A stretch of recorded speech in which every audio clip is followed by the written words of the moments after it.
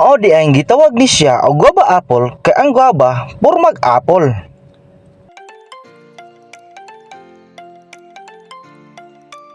Di mga kaagri, karong adlaw na nasa diri sa ato ang bayabasan, so daghan tang gitan-aw karon, so gikan sa dragon fruit, so nanasagta sa bayabas.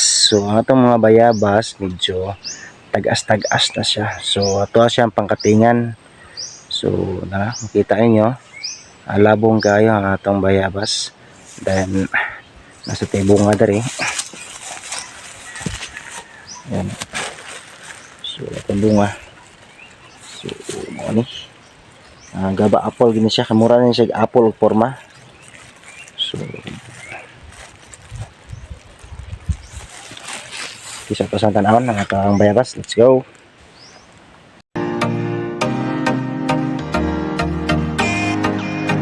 Antay bayabas, bunga sa bayabas nga mura gid siya apple.